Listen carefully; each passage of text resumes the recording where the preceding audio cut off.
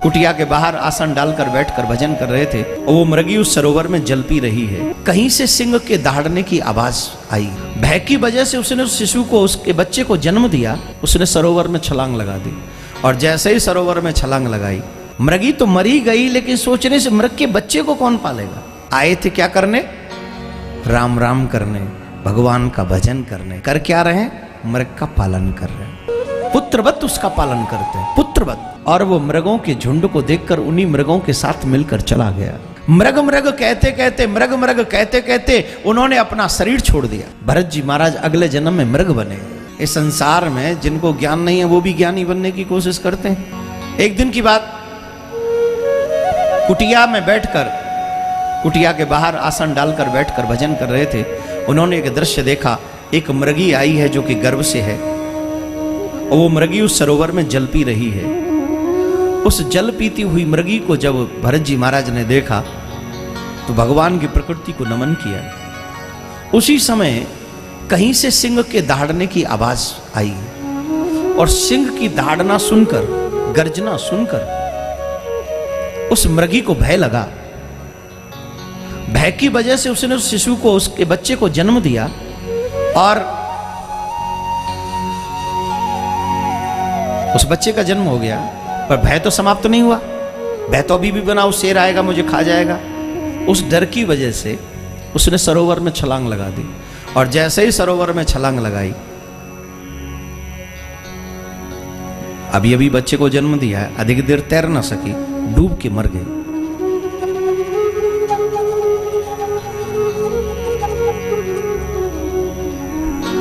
भरत जी महाराज ये दृश्य देख रहे हैं। मृगी तो मरी गई, लेकिन सोचने से मृग के बच्चे को कौन पालेगा। अब इस मृग के बच्चे का क्या होगा? तो भरत जी महाराज उस मृग के बच्चे को अपने यहां ले आए, उसका लालन पालन करने लगे। जैसे एक पुत्र का लालन पालन करते हैं, ठीक वैसे ही उस मृग के बच्चे का लालन पालन करने लगे। आए थे क्या करने? राम राम करने, भगवान का भजन करने। कर क्या रहे हैं? मृग का पालन कर रहे हैं। खुद नहीं खाते, मृग को खिलाते हैं। खुद जल नहीं पीते, उससे पहले मृग को पिलाते हैं। उठते जागते उसकी ध्यान रखते हैं, पुत्रवत उसका पालन करते हैं, पुत्रवत।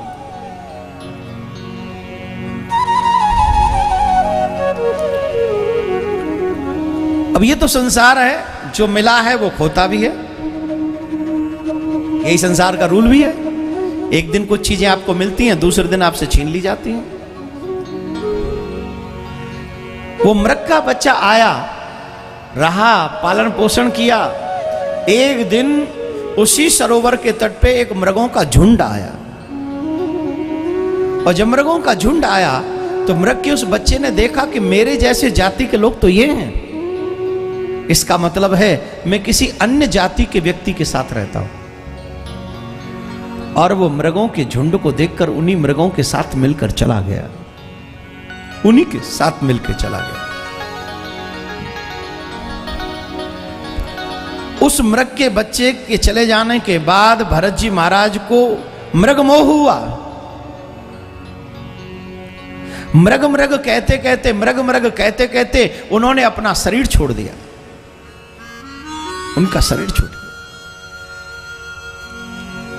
अंतमति सुगति, जैसी मति होगी वैसी गति होगी। भरत जी महाराज अगले जन्म में मृग बने, उनको मृग बनना पड़ा। यही होता है ना, हम लोग जीवन भर अपने बच्चों को लालन पालन करते रहते हैं।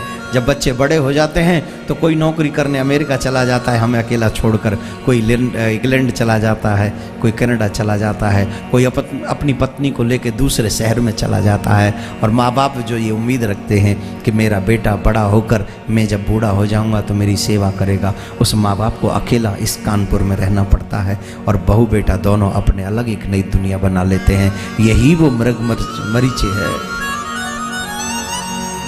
पूरा जीवन लगा देते हैं, ये मेरा बेटा ये करेगा, मेरी बेटी ये करेगी, लेकिन जैसे बच्चे बड़े होते छोड़ के आपको अकेला चले जाते हैं और आप वहीं रह जाते हैं। उनका लालन पालन गलत नहीं है, उनका दृष्टिकोण गलत नहीं है, उनकी भी मजबूरी है, नौकरी करना, काम करना, जाना ही पड़ेगा। लेकिन याद रखिए मेरे भाई बहन, सच्चा रिश्ता सिर्फ गोविंद से है। वो आपको कभी अकेला छोड़ने वाला नहीं। उससे अपना एक रिश्ता बना लो जो तुम्हें कभी अकेला नहीं छोड़ने वाला है, कभी नहीं। संसार के रिश्ते जो भी हैं वो शरीर से निभाइए, कोई प्रॉब्लम नहीं है। अमृत की योनि में भरत जी महाराज को ये याद था कि मैंने क्या मिस्टेक की है पीछे।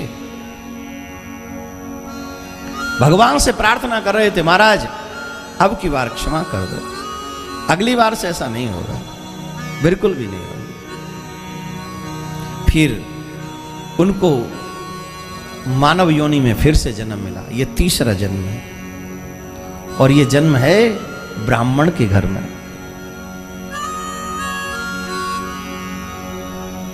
और यहां इनका नाम भरत है। अब दुनिया में तो ये ज्ञान तो बहुत है, पर ये अपने ज्ञान का प्रदर्शन नहीं करते।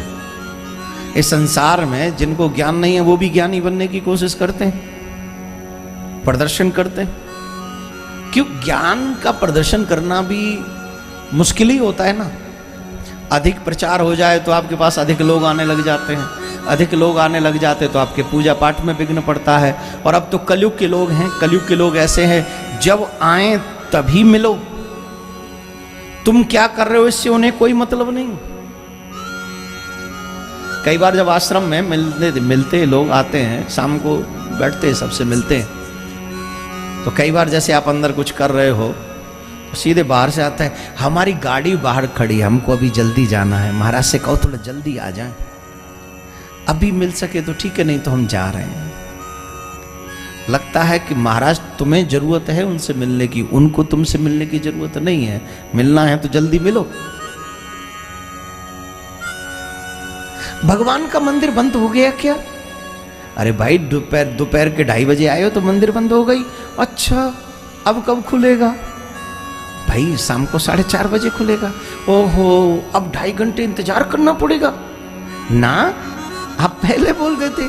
हम तो कहते भगवान से प्लीज आप वेट करो, कानपुर से एक भगत जी आ रहे हैं, वो आपके दर्शन करेंगे, उसके बाद आप विश्राम में जाइएगा। ऐसा होगा? बोली, हम जिसके पास जा रहे हैं उसके मुताबिक हमें समय चाहिए, वो हमारे मुताबिक नहीं होगा। अगर ईश्वर के पास जा रहे हो तो कम से कम ये सोच के जाओ कि मेरे ईश्वर के मुताबिक मेरा टाइम उनके लिए है। पर अधिक ज्ञान का प्रचार विचार या अधिक किसी व्यक्ति का प्रचार विचार निश्चित उसे माया में जकड़ लेता है, ईश्वर से डिस्टेंस होता है। इसलिए भरत जी महाराज ने सब कुछ जानते हुए भी अपने आप को अज्ञानी ही साबित किया सबके सामने, और इसीलिए लोगों ने उन्हें जड़ भरत कहा। ये तो जड़ है, इसे तो कुछ आता ही नहीं, उनका नाम ही पड़ गया जड़ भरत। माता पिता के जाने के बाद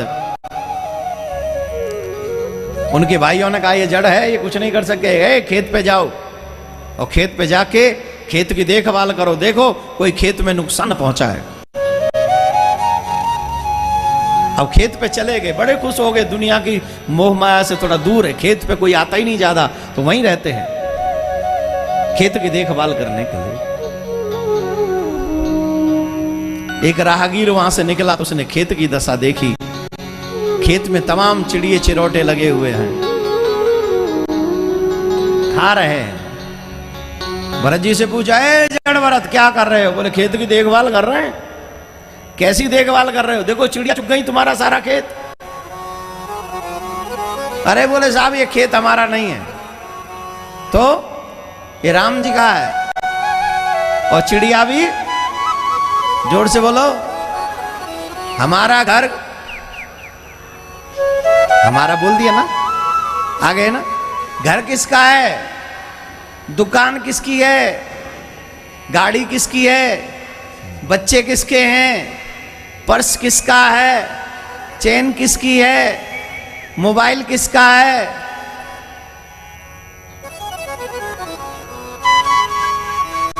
मेरा मेरा कह के यूं ही अभिमान करते हैं, सब राम जी का। ये वीडियो आप लोगों को कैसी लगी है हमें कमेंट करके ज़रूर बताएं। वीडियो हमारी फुल वॉच करने के लिए आप सभी लोगों का बहुत बहुत धन्यवाद।